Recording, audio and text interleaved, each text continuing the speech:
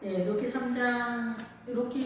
3장부터는 이제 그 예언적 말씀으로 보아야 한다 이렇게 볼 수가 있습니다. 이 시대에서 보면은 그래서 이 십자가 사건과 보게 되는데 이 타작마당에 이르렀다라고 하는 것은 말씀에 대한 이야기인데 말씀의 그 풍성함. 그래서 우리가 교회에서 예수를 믿고 있지만은 구약이나 신약이나 그 말씀을 깨닫는 것에 대해서 약해서 신약에서도 예수님께서 그러시잖아요. 너희가 오해하였다 이렇게 얘기하거든요. 그 말씀에 대해서 그런 것처럼 우리가 말씀을 정확하게 깨닫는 것이 많을 때 목표가 되고 30배, 60배, 100배 결실을 맺게 되는 그런 상황이 됩니다. 그래서 30배, 60배, 100배의 결실을 맺는다 할지라도 인간은 그 하나님의 나라에 대해서 이 개인이 완전히 100%를 알 수 없는 상황이기 때문에 우리가 예수님을 면대에서 보는 재림의 그날까지는 우리가 그 하나님의 나라를 다 이해하지 못하고 조금 띄엄띄엄 그래서 이제 성경에서처럼 여기서도 조금 여기서도 조금 이렇게 조금씩밖에 알 수가 없다. 한 사람의 그 하나님의 말씀을 깨닫는 세계가 다 완전하지 않기 때문에 그 여기서 말씀에 나오는 기근이나 가뭄이나 이런 상태 그래서 하나님의 나라를 다 이해하지 못하는 그런 부분들이 항상 따라가고 있다라고 볼 수가 있습니다. 그래서 그 우리가 여호수아에서 보면은 유다가 요단강을 건너서 엄청난 믿음의 하나님의 세력의 나라로 하나님의 나라로 들어가지만은 유다 같은 경우는 믿음의 센터를 맡고 있는데 그들이 거주하는 지역이 가나안 속에서도 그 광야와 같은 사막 지역에 거주하는 것들을 보게 됩니다. 그만큼 우리가 이 세상에 살 때는 그 믿음의 센터를 담당하는 철야를 하는 권사님이나 이런 분들은 이 삶의 형상은 굉장히 척박하다 이렇게 볼 수가 있지만은 내용적인 면에서는 부유한 신앙인들이다 이렇게 볼 수가 있겠죠. 예, 그래서 이 십자가를 이해하기 위해서는 타작마당에 이르러서야 비로소 예수님의 십자가를 이해한다라고도 볼 수 있겠다 이렇게 생각이 됩니다.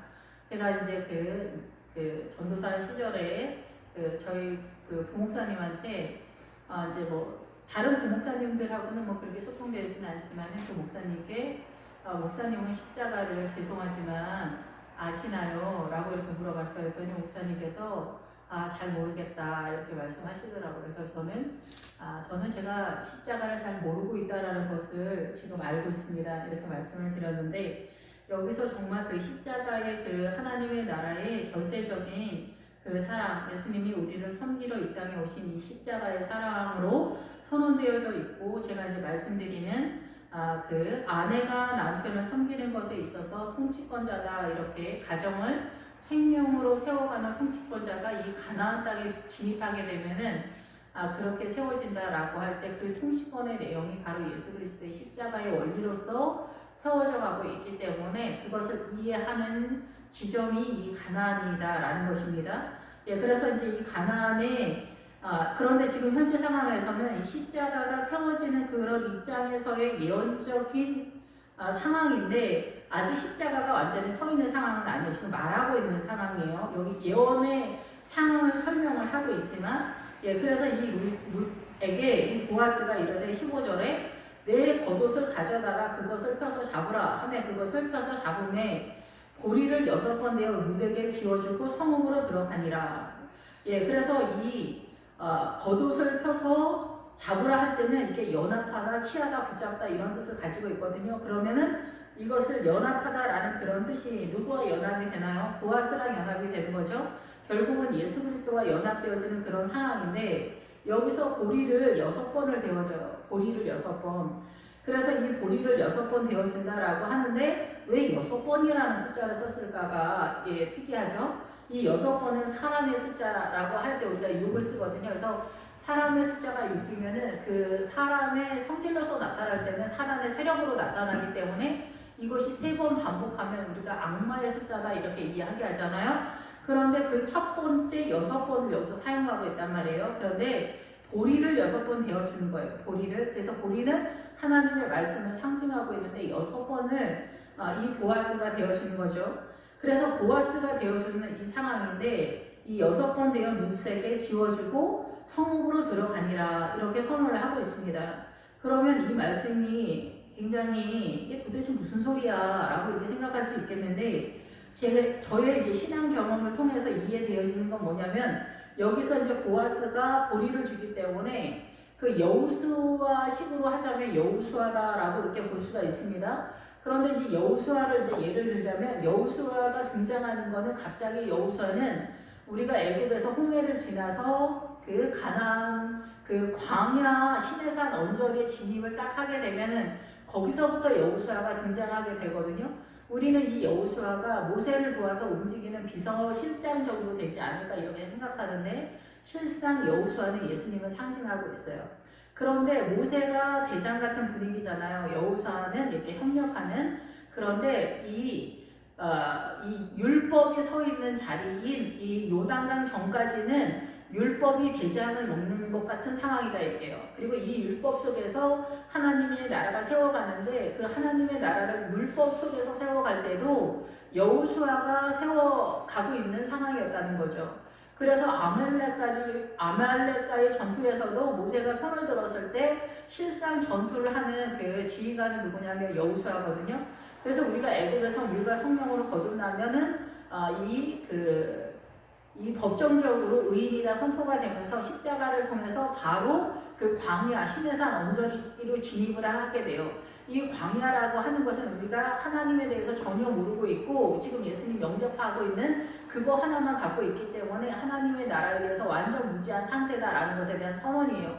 근데 여기에서는 우리가 하나님의 나라로 법정적으로 소속은 되어 있지만은 예수님을 믿는다는 거 그거 하나만 갖고 있지 나머지는 사실상 통치권은 어디에 있냐면 사단한테 있기 때문에 완전하지 않은 상황이에요. 근데 여기에서 주님은 이 보리를 6번 되어서 그 율법 속에서 우리가 최선을 다해서 주님을 섬기면서 화이팅하는 이 그 요단강 전에 율법 속에서 그 하나님을 따라가는 그것이 우리가 움직이는 것처럼 느낀다는 거예요. 우리가 그래서 예수님을 믿으면 이 요단강을 건너가기 전까지 우리는 최선을 다해서 예수님을 믿는 그 화이팅하는 정신으로 하나님을 믿는데 이 이스라엘도 마찬가지로 이 율법을 통해서 6번 사람의 에너지로 움직이는 것처럼 생각한다라고 생각이 들어요. 제가 유도하는 바는 이 보리가 말씀이기 때문에 설명을 드리는 거예요. 그래서 이 보리가 아마도 율법적인 그런 성향 속에서 6번은 이것이 이 6번이 실제적으로는 잘 들으세요. 근데 믿음의 그 길을 가는 사람은 아실 거예요. 이 보리를, 이 말씀인데 6번은 사람의 숫자인데 이 6번의 그 보리를 베어준 사람이 누구냐면 보아스예요. 실제적으로 이 율법을 통해서 말씀으로 우리가 따라가면서 최선을 다해서 따라가지만 그것의 그 에너지 깨닫게 하고 우리를 이끌어내시는 분은 예수님인데 보아스인데 우리가 먹고 사는 영의 양식에 대해서 보았는데 내가 느끼는 체감은 6이라는 숫자에서 내가 열심히 하고 있는 것처럼 느낀다는 거예요.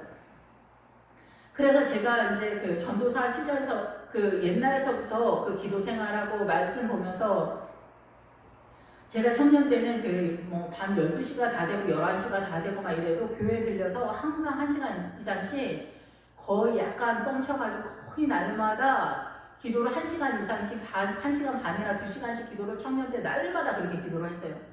그렇게 했는데 그게 내 에너지라고 생각해서 나는 이게 체주처럼 막 그렇게 하게 됐고 말씀 보는 것도 기차를 타고 다니나 버스를 타고 다니나 전철을 타거나 항상 말씀을 봤어요. 성경을 항상 봤어요.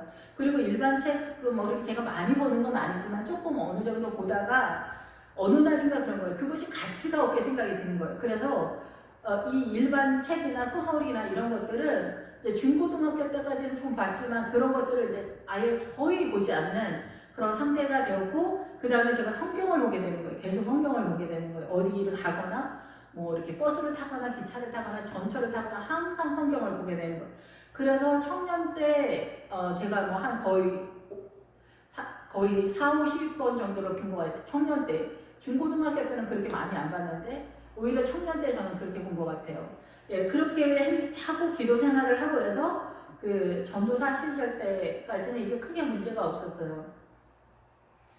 근데 이제 기도를 나이가 들면서 오히려 목회자가 되면서 기도하는 게 더 어려워지니까 그때서야 제가 느낀 게 뭐냐면 지금까지 기도하고 말씀 보고 이렇게 막 교회 일을 하고 이랬었던 것들이 내가 정말 최선을 다해서 열심히 막 하나님을 사랑해서 열심히 한 줄 알았는데 그게 아니었다라는 거죠. 그게 아니라 내가 막 열심히 하는 척하는 느낌은 이 6이라는 숫자 속에서 내가 하고 있는 줄 알았는데 내가 하는 게 아니라 이 여호수아가 하고 있었던 거고, 여호수아가 예수님이 이 보리를 이 보아스가 6번을 대준 거였던 거예요. 이 하나님의 나라의 영적 에너지는 주님으로부터 오고 있었던 거고, 이 가나안에 들어가기 전에 광야에서의 전쟁에서 역시 여호수아가 여전히 싸우고 있었는데 우리 눈에는 모세가 대장처럼 보였다라는 거죠. 예, 사실은 여호수아가 대장이었어요. 근데 이 율법을 따라가고 있는 우리 입장에서는, 그래서 예수님을 믿어도 우리는 어떻게 보면 율법적으로 이 요단강을 건너가기 전까지 율법적 신앙을 갖고 있어요. 우리가 예수님을 믿어서 난 율법이 아니라고 생각하지만은 그게 아니라 나한테 믿음의 주체권이 나한테 있는 것처럼 나한테 힘의 근원이 있는 거예요. 그래서 최선이라는 얘기가 나한테서 나오거든요. 그래서 나아가는, 그래서 이 믿음의 실체를 내가 그렇게 하고 있는 것처럼 느끼는 거를 이 보리를 6번 되어서 가져오는 것을 보아스에게서. 그런데 이것을 이 보리를 6번 되어서 어떻게 빈손으로 내 시어머니에게 가지 마라. 이 헛되고 공허하게 가지 마라. 그래서 목회자는 늘 이 말씀을 성도들에게 나눠주는 것을 준비하는 그런 상황이 돼야 돼요. 이거 머리가 늘 그런 건 아니지만 사실 말씀을 늘 묵상하면 머리가 아프거든요.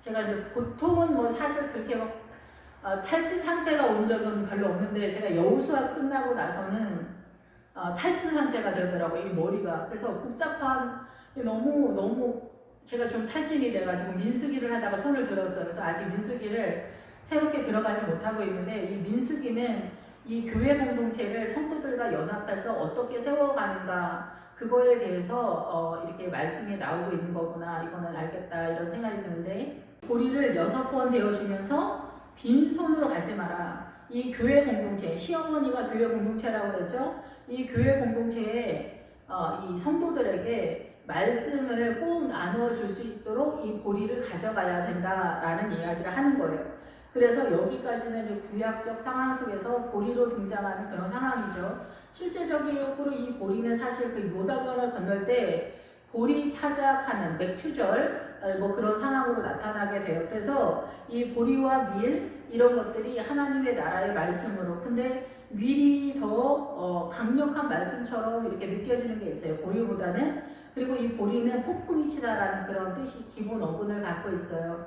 그런데 이 그 말씀 세계 속으로 들어간다는 게 천둥 번개를 동반한 소나기처럼 느끼는 그런 게 아닌가, 이렇게 상황이 아닌가 이렇게 생각이 됩니다. 그래서 이 시어머니가 이르되 내 딸아 이 사건이 어떻게 될지 알기까지 앉아 있으라. 그 사람이 오늘 이 일을 성취하기 전에는 쉬지 않을 것이다, 이렇게 선언을 합니다. 여기에서는 지금 구약적 입장에서 선언을 하고 있기 때문에 하나님 아버지와 예수님께서 이 일을 추진하는 그런 상황이라는 거죠. 이 일을 추진하는 그런 상황 속에서 이미 창세기서부터 출발하고 있는 거죠. 그 십자가의 사건은 창세기서부터 성경에서부터는 출발하고 있기 때문에 이 말씀이 예언적 상황에서도 선언이 되어지면서 이방인들을 예수님께서 어떻게 끌고 들어오는가, 십자가를 통해서 그것에 대한 예언의 말씀인데, 그것에 대해서 이 룻이 이방인을 대표해서 여기서 이제 주인공으로 나오는데, 그것을 이 룻기 속에서 보아스와 룻과 나오미의 구도 속에서 세워가고 있다는 것을 볼 수가 있습니다. 보아스가 성문으로 올라가서 거기에 앉아있더니, 4장에 이제 들어가면 보아스가 성문으로 올라가서 거기 앉아있더니 마침 보아스가 말하던 기업 물을 자가 지나가는지라. 보아스가 그에게 이르되 아무개여 이리로 와서 앉으라 하니 그가 와서 앉으매 보아스가 그 성 장로 10명을 청하여 이르되 당신들은 여기 앉으라 하니 그들이 앉으매 이 성읍 장로들은 이 이스라엘의 그 믿음의 사람들 전체의 대표성을 띠는 사람들이다, 이렇게 볼 수가 있겠죠. 이스라엘 사람들도 이 룻기를 보아서 내가 메시아가 그리스도가 하나님 아버지께서 이 전 우주 세계에 이 이스라엘과 이방인을 어떻게 이 십자가를 통해서 믿음을 유상상속시키고 있는가에 대해서 너희 똑똑히 잘 들어. 그리고 너희들 이거 증인이니까 잘 봐. 이 얘기를 하는 거예요. 그러면서 이것에 대해서 이제 여기 있는 성읍의 사람들도 동참하면서 증인이 되는 그런 상태가 되는 거죠. 예, 그래서 보아스가 그 성 장로 10명까지 증인으로 세우면서 보아스가 그 기업 물을 자에게 이르되 모압 지방에서 돌아온 나오미가 우리 형제 엘리멜렉의 소유지를 팔려 함으로. 예, 여기서 나오미는 교회 공동체라고 했죠. 그런데 이제 나오미가 어떻게 등장합니까? 나오미가 모압 지방에서 돌아온 나오미가 우리 형제 엘리멜렉의 소유지를 팔려 한다. 이 엘리멜렉은 뭐라고 말씀을 드렸어요? 하나님은 나의 왕이시다라는 뜻으로 이 교회 공동체의 모토가 되는 신조다 이렇게 본다라고 말씀드렸죠. 근데 구약에서 이 엘리멜렉 신앙이 믿음이 추락해서 모압으로 내려간 상황이 되어서 지금 이 룻기가 상황이 이렇게 전개되고 있는데, 여기서 나오미가 돌아와서 신무르는 자를 통해서 이 그 기론과 말론의 이름으로 이 말론의 부인 룻 말론을 통해서 자기 집안에 엘리멜렉의 후손을 이으려고 이것에 대한 지금 전개를 하고 있는 거잖아요. 근데 이 엘리멜렉의 소유지를 팔려 한다 이렇게 선언하는 거예요. 그래서 이 소유권이 그 보아스에게 기어 모르는 자에게 우리의 그 재산과 몸 모든 것을 그 속량하는 값을 지불하는 것에 대해서 하려고 하는데 팔려 하는데, 내가 여기 앉은 이들과 내 백성의 장로들 앞에서 그것을 사라고 내게 말하여 알게 하려 하였노라. 근데 네가 살 의사가 있냐? 네가 이걸 다 관리해줄 의사가 있냐? 내가 만일 물으려니와 만일 내가 물으지 아니하려거든 내게 구하여 알게 하라. 내 다음은 나다. 우리가 이제 아주버님이 돌아가셨으면 그 형수님을 시동생이 그 형수님과 그 조카들과 그 가족 재산 전체를 관리해줘야 되는 책임이 있어요. 지금 이거는 이제 하나님의 나라를 설명하는데 보편적으로 우리 그 이스라엘의 법에 그렇게 되어 있다 얘기예요. 그렇게 되어 있는데 그 형수님도 이렇게 다 하는 거예요. 근데 이게 이 앞에서 또 계속 설명을 했지만은 이렇게 도와주면은 그 부인이 2명이 되는 거잖아요. 자기 부인도 있고 형수님도 있고 그리고 조카들도 내 자식이 있고 조카 자식들도 있고 재산도 이 집 재산도 해야 되고 우리 재산도 해야 되니까 복잡하고 여기에서 이제 다툼이 나기 시작하는 거예요. 이게 되게 어려운 거예요. 그러니까 어려운 중에도 이 일을 감당해낼 수 있는 그 사명을 감당하겠냐 이러는 거예요. 평상시에도 우리의 믿음을 주님이 이렇게 하는 거예요. 그래서 이렇게 교회 공동체에서도 목회자, 이제 성도들도 물론 그러겠지만은 목회자들이 이 성도님들을 같이 지고 가는 거잖아요. 아버지들이 사실 뭐 힘든 척 하는 게 뭐예요? 어깨가 무겁다는 게 뭐예요? 우리가 보통은 처자식을 어깨에 메고 가는 것 같은 그런 부담감 때문인데, 목회자들도 이 성도들을 어깨에 메고 가는 것 같은 그 부담감과 이렇게 하나님의 나라를 세워가는 어려움 때문에 어려운 거라는 거잖아요. 그래서 이 기업 누르는 것이 그 대사하고 속량하고 몸값을 지불하는 거는 기본적으로는 하나님의 나라의 십자가의 메시지를 전하려고 선언하고 있지만, 이 내용이 전체적으로는 우리 친척, 사촌이나 뭐 이렇게 조카나 이런 가까운 친척이 사고를 쳐서 이게 빚에 넘어가서 팔려가게 되면 안 되잖아요. 그거를 되사오는 것이기 때문에 십자가의 작은 십자가다 이렇게도 볼 수가 있는 그런 상황이에요. 그래서 이 기업 물으는 것은 크게는 예수님의 십자가지만은 작게 우리의 삶 가운데 우리도 똑같이 예수님의 십자가를 적용시키는 삶을 요구받고 있는 상황이다. 이것을 이제 율법 속에서 세워놓으신 거예요. 율법의 법적으로 하나님의 나라의 법. 그래서 이 법이 실질적으로는 십자가에서 이제 빚을 바라는 그런 상황이 되는 거예요. 그래서 네가 할래? 그랬더니 네가 하면은 하고 네가 못하면 내가 그 다음에 내 차례다 이거예요. 그래서 이제 제일 먼저 시동생이 차례겠죠. 아주버님 돌아가셨으면은 시동생 차인데 동생이 남동생이 없고 형제가 없어. 그러면 사촌으로 넘어가는 거예요. 사촌이 없어 육촌으로 넘어가는 거예요. 그러니까 이 보아스가 육촌이면은 사촌에게 기회가 있는 것 같은 그런 상황이다라는 거예요. 그런데 이제 여기서는 십자가 사건을 말하기 때문에 예수님이 만약에 육촌에 있는 상황이고 여기 지나가는 사람이 사촌의 상황이다 이렇게 보기는 어려운 건데, 어쨌든 더 가까운 자가 있는데 더 가까운 자가 뭐냐 이게 또 중요하겠죠. 내가 물으리라. 예, 근데 본인이 물으겠다고 이렇게 얘기하는 거예요. 그랬더니 보아스가 이러네. 내가 나오미의 손에서 그 밭을 사는 날에 그 죽은 자의 아내 모압 여인 룻에게서 사서 그 죽은 자의 기업을 그의 이름으로 세워야 할지니라 하니, 뭐 아는 내용이지만 꼭 모르는 것처럼 다시 한번 반복을 해줍니다. 보아스가.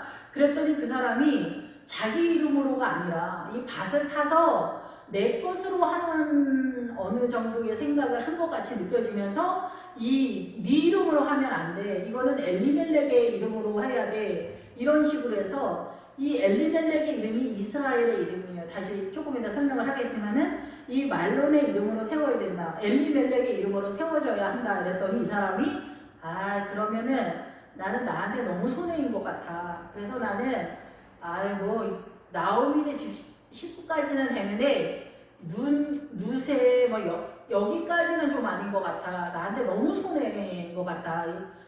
조금 부담돼. 좀 못하겠는데 그냥 네가 하는 게 어때? 이렇게 얘기가 되는 거예요. 그래서 그 기업 물을 자가 이르되 나는 내 기업에 손해가 있을까요? 나를 위하여 물으지 못하노니 내가 물을 것을 내가 물으라. 나는 물으지 못하겠노라. 이렇게 선언을 하게 되는 거예요. 그러면 이 얘기가 다시 어떻게 되냐면은 이 엘리멜렉의 소유지를 팔려 함으로 이 장로들 앞에서 이제 말을 하고 있는데 이 엘리멜렉의 그 소유지를 파는 그 내용은 그 밭과 나오미 그 말론의 세력과 루스의 세력의 다 전체 다인 거예요. 그래서 이 전에 있는 보아스보다 더 가까운 자는 누구냐면은 제가 이 성경을 깨닫기는 율법인 거예요. 율법. 그래서 롯은 이방인에게 소속되어 있잖아요. 그런데 이 사람, 그 예수님보다 더 가까운 사람은 이방인은 빼고 이 이스라엘만 감당하겠다라고 나서는 거예요. 나 이스라엘만 감당할게. 이렇게 하니까 예수님보다 더 가까웠던 사람이 그 율법인 거예요. 율법. 구약이다 이게. 구약으로 이 이스라엘을 속량을 하려고 했던 거예요. 그러죠? 그런데 최종적으로 아버지는 이 신약에서 십자가를 통해서 이방인까지를 속량하는 게 목적이었던 거죠. 그래서 여기서 설명하는 이 룻기에서 보아스와 룻을 통해서 설명하는 건 뭐냐면 이 나오미는 구약이나 신약이나 이방인에게나 동일하게 교회 공동체로서 서 있는 그런 상황인 거예요. 그래서 이 이스라엘의 율법에 대한 이야기를 하는 거예요. 이 율법이 구약, 이스라엘은 이 속량을 하는 기능을 할 수 있었지만은 이 율법이 이방인인 룻까지 속량을 못한다 얘기예요. 그래서 여기서 밭도 나오는데 이 밭은 이 세상 전체를 말하잖아요. 그래서 이 세상 전체를 말하는데 이 세상 전체는 사단의 문화권이고 이스라엘을 뺀 나머지 전 세계가 사단의 완전한 세력이잖아요. 근데 이스라엘도 사단의 공격을 당하고 지금 우리가 예수를 믿어도 이 사단의 공격을 다 받고 있는데 그 전에는 완전 사단의 나라였던 거예요. 이 소유권에 있어서 그 밭을 십자가로 사게 된 거예요. 그래서 하나님의 나라와 사단의 나라가 이렇게 전쟁이 발발한 그런 상태가 된 거예요. 그래서 이 율법적인 신앙이 이 지금 나오미가 자기 엘리멜렉의 소유를 파는 그런 상황이라는 거예요. 그래서 이것을 네가 살 거냐 할 때 이 율법이 그 예수님보다 가까운 이 율법이 먼저 와 있기 때문에 이 율법이 이 이스라엘을 감당한다. 나는 이스라엘은 율법으로 감당하겠다라고 이렇게 얘기하는 거예요. 이스라엘에 대해서 문제가 없는 이스라엘만 하면. 그런데 여기서 보아스가 아니 이스라엘만 사면 안 돼. 그 밭을 사서 룻도 해야 되고 그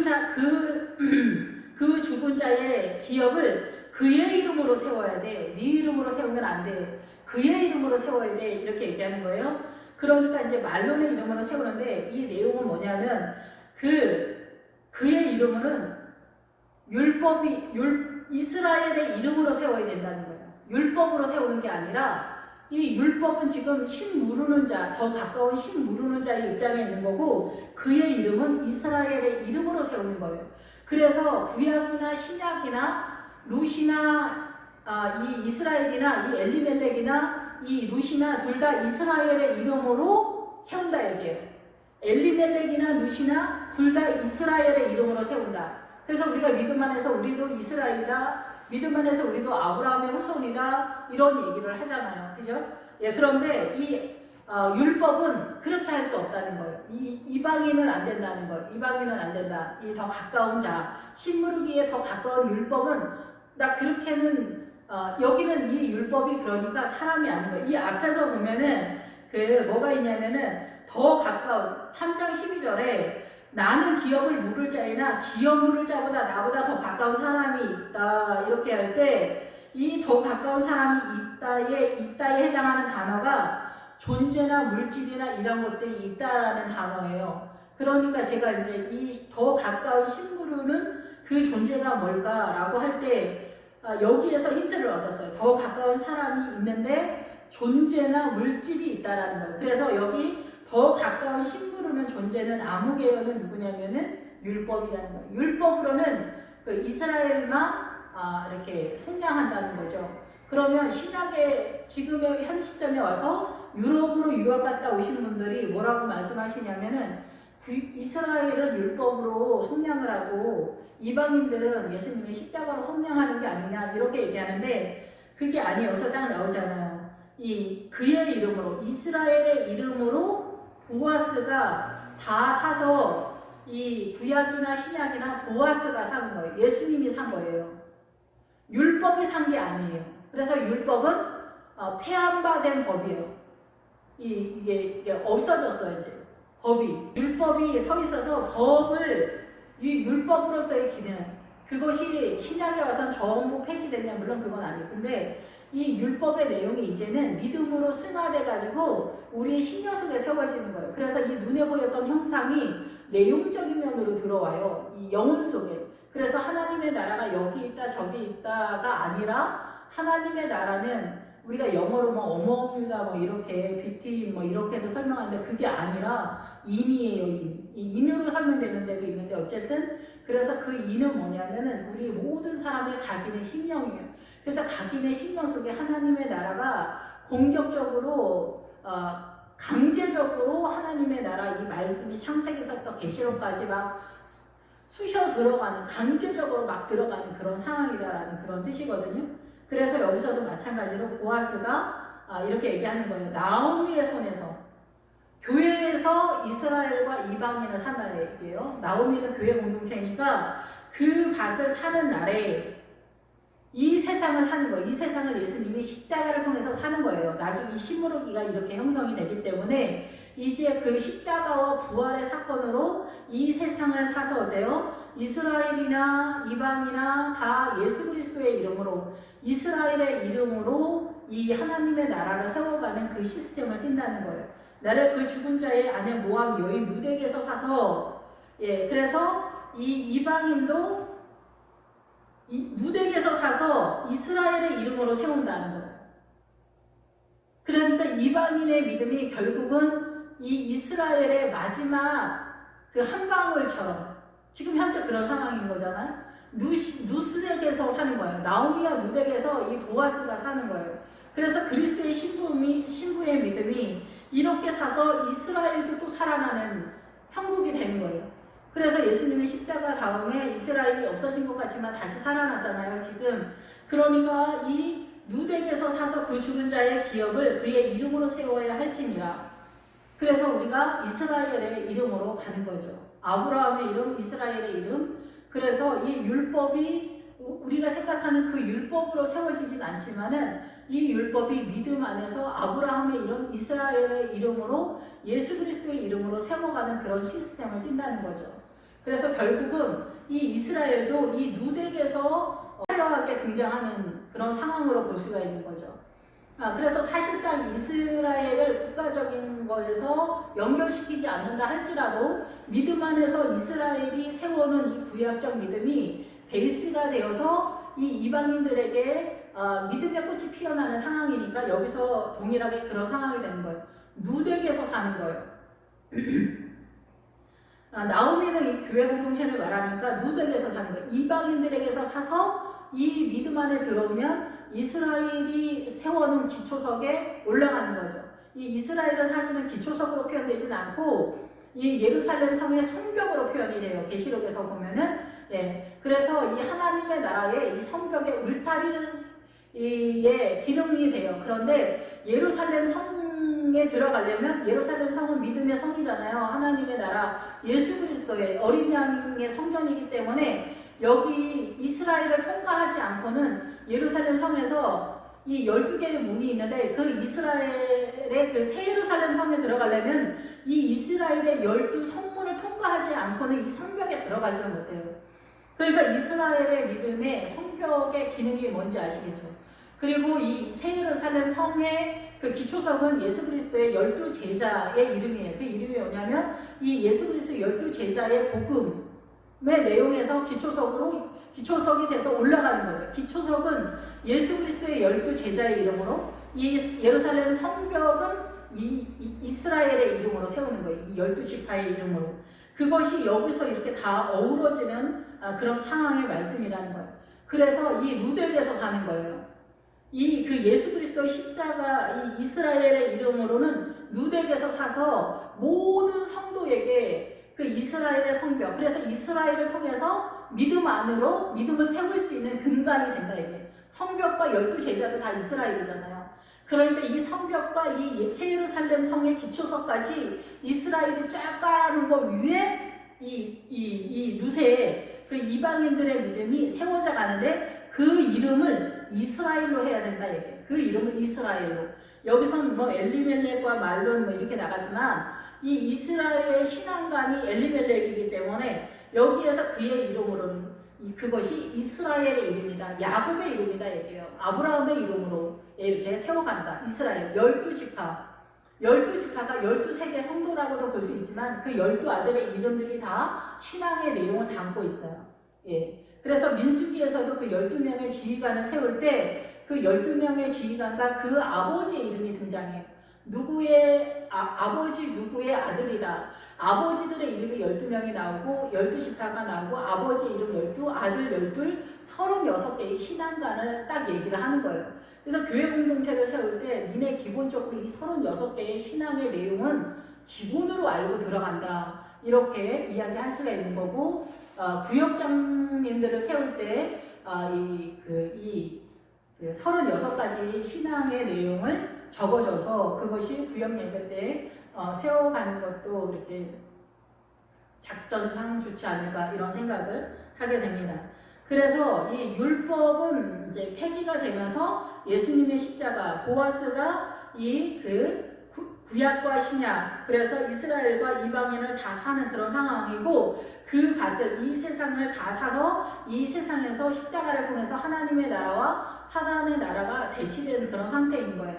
그래서 지금도 전 세계가 이 사단이 그 프리메이슨과 일루미나이트, 거기서 이 밑에 베이스가 뭐냐면은 노동자에 대한 거의 프롤레타리아를 말하고 있거든요. 그런데 이것이 보다 더 작은 규모로 공산당 좌파의 세력 속에서 나타나는 거거든요. 그렇기 때문에 프리메이슨과 이 공산당 좌파의 이념은 똑같은 상황이다라는 거죠. 그래서 우리가 이런 어떤 이념이나 상황 이런 것들은 다 뭐냐면은 이 사단의 세력이 지금 성경 여호수아처럼 여호수 아모리족 속에 그 7성읍 왕의 세력으로서 강력하게 나타나고, 이 아모리 그 족속의 5 왕이 이 막대락을 교회 공동체에서 활동하고 있는 그 내용은 이 세상적인 선한 것에 대한 형상을 띠고 있다라는 거죠. 그래서 이것에 대한 이해도가 없을 때, 깨달음이 전혀 없다, 이거에 대한 인지가 없다 그러면은 완전히 교회가 공격당하는 상황이 되어서, 지금 교회에서 이것이 공격당하는 게 아니에요. 옛날에는 그건 세상적이야, 이게 믿음이야 라는 것들이 나름 있었는데, 요즘 젊은 목회자들이 어느새 제가 이제 50이 넘어가는데, 이 50이 안 된 성도, 안 된 어느 그 목사님들은 거의 다 젊어서 고생을 그렇게 좀 많이 하지 못해서 그런지 모르지만은 이 좌파가 옳은 것처럼 보는 거예요. 그러니까 사단이 옳게 하는 아모리족 속의 5 왕의 그 내용을 옳은 거라고 생각하는 거예요. 하나님의 나라의 옳음은 감지를 못하고 있는 거예요. 영적인 감지. 이게 어둠이, 사단이 양의 탈을 쓰고 나타난 사단의 게임인데, 이 교회 공동체가 밀리니까 이 세상에 그 사단의 세력이 그 세력화가 돼서 지금 대한민국이 이 난장판이 된 그런 상황이라는 거예요. 우리가 이제 교회 다니면서 이게 교회 믿음이 우리가 추락해서 이렇게 됐다라는 것은 교회에서 많이 이야기하거든요. 근데 실제적인 상황에서는 이렇게 밀렸기 때문에 그렇다라는 거예요. 예, 좀 여기 높이에서 조금 옆으로 나갔는데 어쨌든 간에 그 이스라엘의 이름으로 그 구약이나 신약이나 이방인이나 다 우리는 이스라엘인이다, 교회다 이런 것들이 동일하게 구약과 신약이 이스라엘과 이 이방인이 동일하게 이스라엘의 이름으로 흘러가는 하나로 예수님의 십자가로 이 신무록이 그 대사하고 성량하고 몸값을 지불한 십자가 사건으로 나타나는 그런 상황이다라는 것입니다. 예, 그래서 옛적 이스라엘 중에는 모든 것을 무료거나 교환하는 일을 합정하기 위하여 사람이 그의 신을 벗어 그의 이웃에게 주더니 이것이 그 이스라엘 중에 증명하는 전례가 된지라. 그래서 신을 벗어서 이제 줬다 이렇게 선언을 하고 있는 거죠. 예, 그래서 이에 그 기업 물을 자가 보아스에게 이르되 내가 너를 위하여 사랑하고 그 신을 벗는지라. 보아스가 장로들과 모든 백성에게 이르되 내가 엘리멜렉과 기론과 말론에게 있던 모든 것을 나오미의 손에서 산 일에 너희가 오늘 증인이 되었다 이렇게 얘기하는 거예요. 예, 그래서 엘리멜렉과 기론과 말론에 있던 모든 것을 나오미의 손에서 산 일에 예, 교회 공동체가 팔아서 그러니까 예수 그리스도에게 소속됐다 이게. 예수 그리스도의 권세로 넘어갔다 이게. 율법에서 예수님의 십자가로 넘어간 그런 사건이 되었다라는 거예요. 그리고 장로들과 모든 백성들에게 선포하는 그런 상황이 되었다라는 거죠. 이 산일에 너희가 오늘 증인이 되었다라는 거예요. 그래서 이스라엘이나 이 세계 전 세계에 있는 모든 성도는 이 십자가 안으로 들어가는 그런 상태가 되었다라는 거죠. 예수의 이름으로. 그래서 그의 이름으로 세워야 할지니라. 이스라엘의 이름으로 우리가 이제 흘러가는 거고, 이 결론적으로는 그 모든 것이 예수의 이름으로 되는 거예요. 그래서 이제 우리가 그 사단한테 싸울 때 예수의 이름으로 싸우거든요.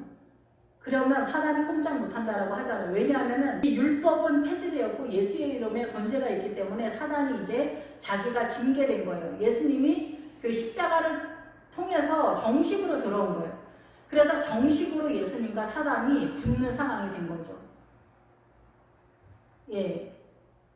근데 그 전쟁터는 어디냐면 우리의 심령 아니에요. 근데 그래서 이 엘리멜렉과 기론과 말론에게 있던 모든 것을 나오미의 손에서 예수님이 샀다 얘기해요. 그래서 다 예수님의 소속이 되었어요. 이제 십자가로 예수님의 소속이 된. 그래서 말론의 아내 모압 여인 룻을 사서 나의 아내로 맞이하고. 그래서 이 그리스도의 신부의 믿음이 이스라엘 중에서 보기보다 이방인 중에서 어마어마하게 나타나는 그런 상황이 된 거죠. 뭐 사실상 이스라엘의 믿음이 아무리 좋아도 지금 이제 예수님이 십자가가 왔을 때는 그 구약이나 신약이나 똑같은 상황인데 이스라엘의 인구가 얼마 안 되잖아요. 근데 이방인은 전 세계가 다 엄청나잖아요. 그 엄청난 인구 속에 예수의 이름으로 그리스도의 신부로 대기 상태에 있는 성도가 너무 많은 거예요. 그리고 이제 이스라엘은 이방인이 차기까지 이렇게 밟아놨었잖아요. 근데 히틀러 때문에 히틀러가 죽이려고 모았는데 그게 독립이 되어지는 그런 상황이 된 사건이잖아요. 이스라엘의 독립의 사건으로 연결이 되기 때문에 이스라엘도 이제는 독일을 용서할 때가 됐다라고 이렇게 생각이 됩니다. 그래서 이 룻이 나의 아내로 맞이하고 그래서 이방인 속에 그리스도의 신부가 엄청나게 대기 중이며 그 그리스도의 신부의 믿음으로 자라가는 성도들이 이제 엄청난 상태로 구름과 같이 대기 중에 있는 그런 상태다라는 거예요. 그래서 어마어마한 그 믿음의 세계로 나가는 그런 거예요. 그래서 지금은 이제 뭐 성경을 볼 때도 뭐 사전이나 주성이나 이런 것들이 엄청 베이스로 깔아놨기 때문에 믿음으로 이제 나아가는 것에 있어서 얼마든지 나아갈 수 있을 것 같다 이렇게 생각하는 상황이기도 하지만은 저도 50이 이제 다 되면서 이렇게 눈이 조금 더 밝아지는 게 아닌가 이런 생각이 들고 그러면서도 알고 있는 게 아무것도 없다 이렇게 생각이 들거든요. 우리가 믿음이 좀 있어도 모르는 게 더 많기 때문에 모르는 게 너무나 많기 때문에 하나님의 나라에 대해서 모르는 게 너무 많기 때문에 항상 모르는 상태가 아닌가 이런 생각이 듭니다. 그래서 죽은 자의 기업을 그의 이름으로 세워 그의 이름이 그의 형제중과 그리고 성문에서 끊어지지 아니하게 하며 너희가 오늘 증인이 되었느니라 하니 여기서 이제 문자적으로는 룻의 그 나오미의 집에 그 이름으로 세워진 거지만 이 룻기가 말하는 것은 예수 그리스도의 나라를 설명하고 있기 때문에 예수의 이름으로 이제 영원히 나가는 예수님이 기업 모를 자의 이름으로 선다. 이렇게 볼 수가 있는 거죠. 이스라엘이 이제 예수 그리스도의 나라의 성도의 이름으로 나타난다. 이것도 이스라엘이다. 이렇게 보는 거죠. 그래서 그리고 이제 전체적인 이름은 예수의 이름으로. 그래서 우리가 계시록에서 그 받은 자만 아는 힘돌, 그것은 바로 예수 그리스도입니다. 그게 무슨 얘기냐면은 이 힘돌을 받으면은 그 힘돌에 예수 그리스도가 써 있는데 그 얘기가 뭐냐면은 이 예수 그리스도의 이름이 얼마나 구속자로서 우리를 기업으로 자로서 우리의 몸값을 지불하고 속량의 값으로 주님의 그 사랑과 그 은혜와 십자가와 부활의 사건이 어떻게 세워져 가고 어떻게 그 영화로움이 펼쳐지는가를 아는 성도가 그 예수 그리스도의 이름의 가치를 심각하게 깨닫는다 얘기예요. 그래서 예수 그리스도의 이름을만 보아도 이렇게 그 영화로움에 감격하는 상황이다 얘기예요. 근데 예수 그리스도에 대한 믿음이 적으면 적을수록 그 힘도를 받을 수 없거나 힘도를 받아도 그 예수 그리스도의 이름이 희미하게 보이는 상황인 거죠. 거기다 내 이름을 써주는 게 아니에요. 저는 처음에 내 이름을 써주시나 그렇게 생각을 했었는데 어쨌든 오늘날 성문에서 그 예수 그리스도 이름으로 이 성이 나오면은 예수 그리스도를 말해요. 믿음의 세계, 예수 그리스도 안으로 들어가는 보호 피난처가 되는 그런 자리인 거죠. 요새다 이런 뜻으로 우리가 이해를 하면 될 것 같습니다. 오늘 여기까지 하겠습니다. 기도하겠습니다. 할렐루야. 주님 감사합니다. 찬양 드립니다. 주님의 사랑과 은혜가 이렇게 예수 그리스도의 이름으로 이스라엘의 이름으로 오늘날 모든 성도가 우리는 참 이스라엘의 성도로서 살아가는 그런 이름으로 우리가 서 있습니다. 주님 예수의 이름 앞에 우리가 감격하며 그 예수 그리스도의 이름이 우리의 모든 통치의 왕이 되시고 주인이 되시고 우리 시간 되어 주셔서 신부의 믿음으로 나아가는 룻과 같이 오늘도 그 한 걸음이 되도록 주님 축복하여 주시옵소서. 예수 그리스도의 이름으로 감사하며 기도했습니다. 아멘.